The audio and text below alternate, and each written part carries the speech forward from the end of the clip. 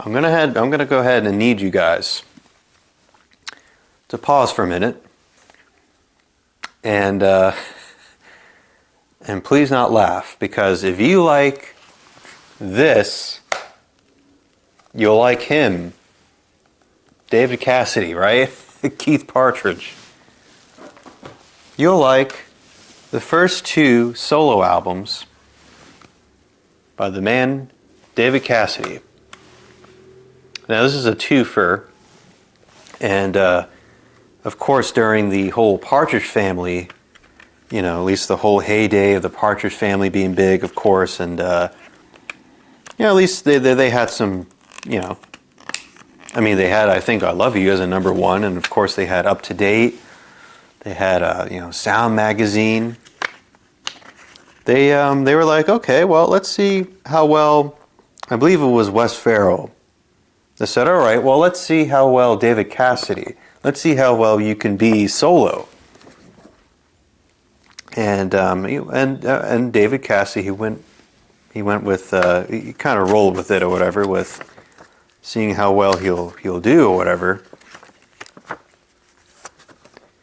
And yeah, of course, he released not only the album Cherish, you know, that was actually his first solo song, I believe, his first solo single. It reached to number 9. It said November of '71. I believe from that album as well, he also had Could It Be Forever, and that went to number 37. And then late in 1972, he did a cover version of How Can I Be Sure?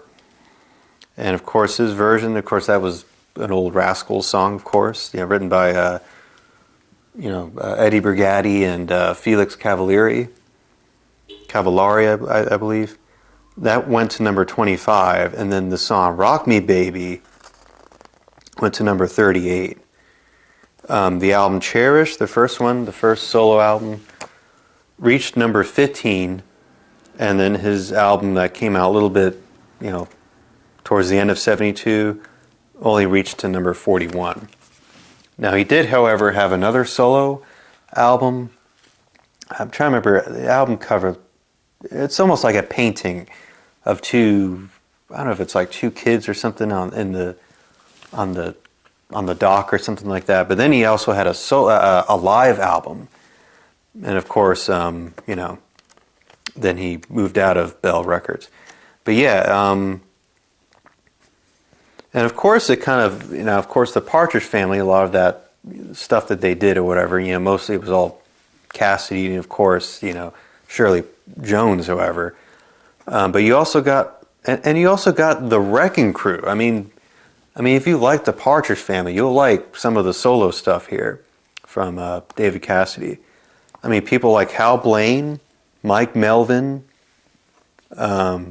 Louis Shelton, and Tommy Tedesco. I mean, they were all on the Partridge Family albums, of course, you know. And of course, Henry Diltz. Yeah.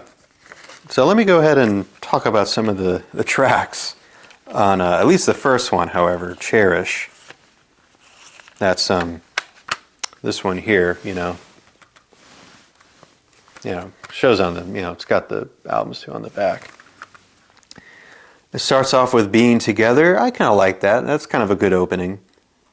You know, could it be forever? You know, he's got that. I mean, some people may not like his vocals, but I think he was actually a pretty good. He was a pretty well singer. He was a pretty well capable singer, you know. And of course his version of Cherish, which is great. I'm a Clown, Where is the Morning? Some of, you know what I mean? And some of it sounds like a lot of that, you know, stuff that you hear from the Partridge Family albums, you know. And,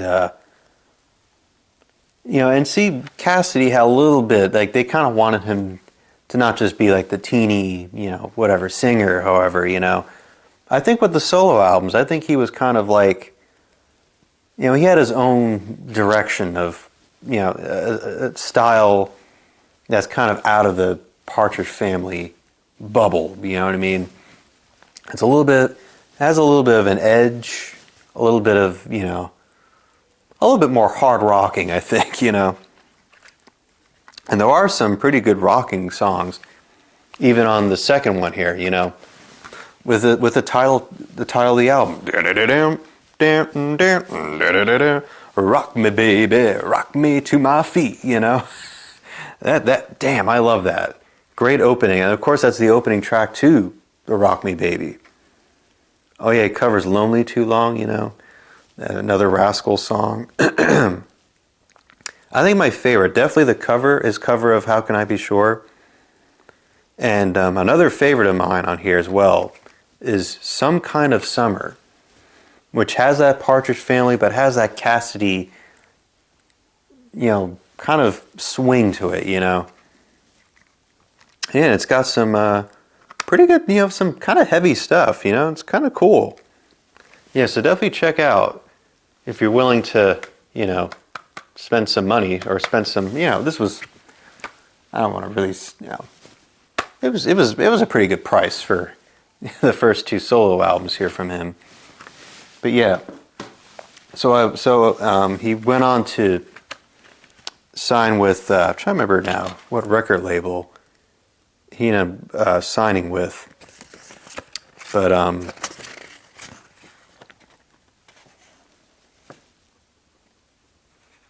was it? I believe it was Arista, right, or something like that, or RCA, or something like that. Yeah, it might have been RCA Records that he ended up signing with, and some of these other ones that he did much later on, of course, you know, from the mid '70s to late '70s, might be a little bit better. Actually, are a little bit more, you know, this has more of a. It takes it more further, you know. Like the higher they climb, the harder they fall. Now, you remember that one? Maybe some of you guys remember that. And oh yeah, home is where the heart is. And also, what was the other one? Oh, you get it in the street. I believe that was from '77. Yeah, this one was. Yeah, this one here was like '74 or something like that, or '75. 76, and I think that's 77. I could be wrong. And it's all compiled in this really great compilation here, which is called When I'm a Rock and Roll Star. I mean, yeah, When I'm a Rock and Roll Star, which has a really great, you know what I mean, they take some of the best tracks from those albums, and they really compile it well on this, on the CD. So yeah, he did move on to sign with RCA Records. Okay. So this compilation was from 1996, well, the year I was born. And it's got some really great stuff, you know. I think my favorites on here, definitely for sure, is January. I don't know if that came from the Harder They Climb, I believe. But I think When I'm a Rock and Roll Star came from The Harder They Climb. Tomorrow, I like that one. Take This Heart, Getting in the Street.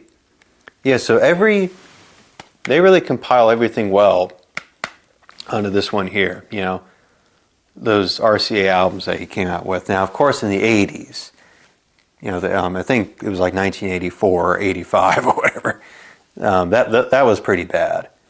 But yeah, so, I mean, if you really like I said, the Partridge Family sound, but you kind of want it to be, you know, it's got the, you know, you hear David Cassidy's voice, and, you know, you want a little bit more, maybe perhaps out of that Partridge Family, you'll definitely love these. First two solo albums here, and a good compilation of the RCA albums. Now, they do have, which I didn't buy, but of course they came out with it, I think in 2021. It's called The Bell Years. And I didn't buy it because, you know, you only get 4 CDs, and it was $50. So, I'm not going to be paying that much money for that, but this is perfect. Perfect stuff. I mean, if you like I said, definitely great. Okay, then we move on to a band that, you know, they really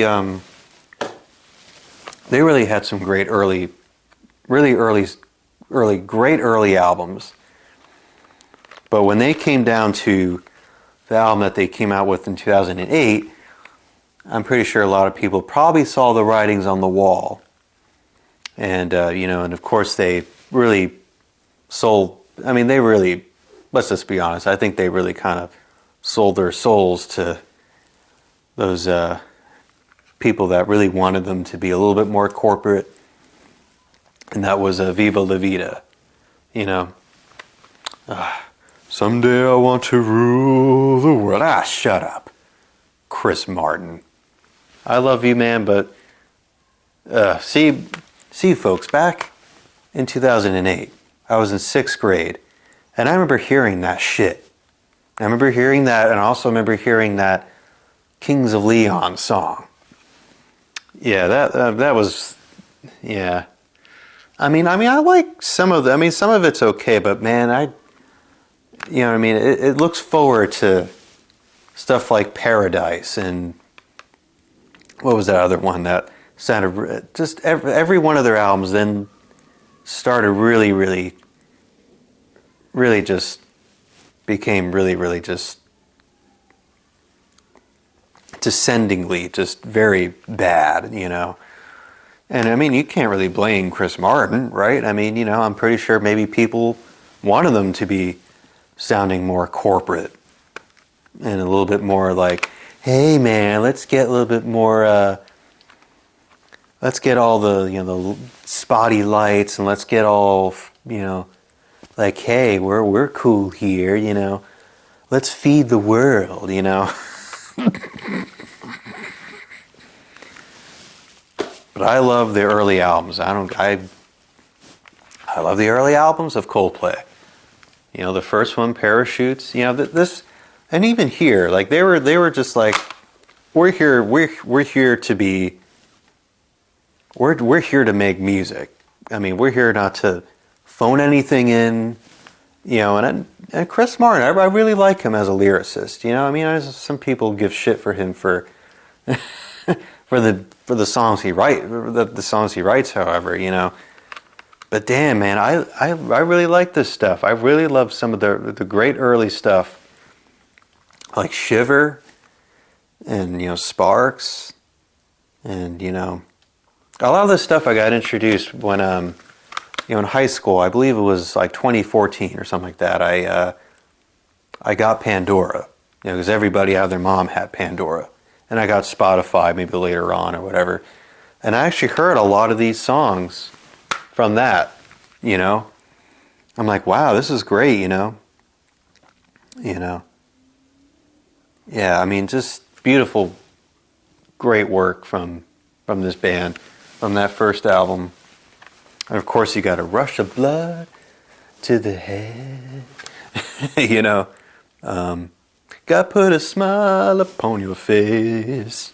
I mean, just really great. You know what I mean? Like, I mean, when you look at the lyrics, I mean, they're just like, wow, just like how could this guy make this music sound so freaking great?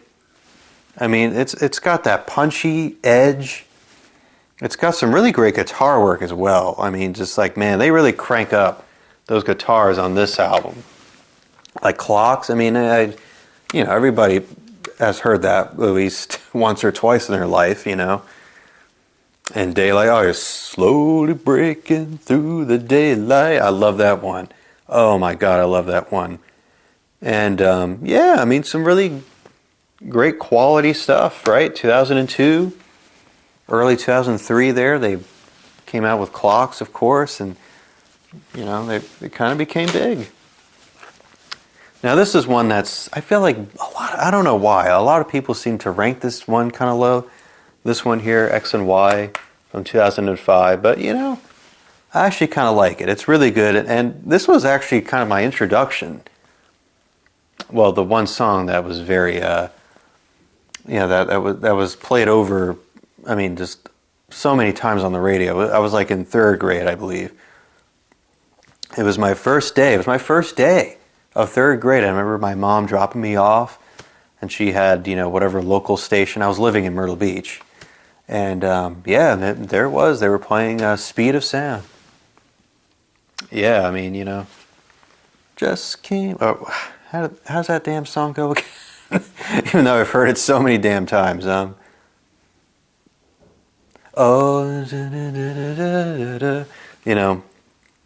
I like Talk too as well. That's kind of a good one too. A little bit in the vein of Speed of Sound. Let's talk and fix you. Da da da da da da. I think another one too as well is X and Y. It's kind of a bit of a sweet, but it kind of gets into that, that keyboard sound. Like really, like I know some people say that this is the sign of what's to come, but I don't really think so. It definitely still has that, still clutching in the early Coldplay, but maybe a hint of Viva La Vida, but yeah, X and Y. I mean, I like this one too. Yeah, just man, did they really shit the bed? I mean, I'm just saying that now. Them and Maroon 5, man. That was definitely a big joke, right? I mean, when they had those other albums, I think, Oh, and then they had their newest one that had emojis on it. Chris Martin, I think you're better than that. I mean, and I've seen, I believe, an interview with him, and he seems pretty straight guy. He seems pretty down to earth. He seems pretty, like he's got it together, But man, I don't know, man. I think Viva La Vida was definitely for sure the crap. Although I do like Strawberry Swings. That was actually kind of a good song on that album. But yeah, but anyways. I like Coldplay. I love early Coldplay. Not that 2020, not that 2010s crap. Okay, folks, I think I've had enough talking. I believe I had enough time talking for this one. Okay, folks, till then, take care and bye-bye.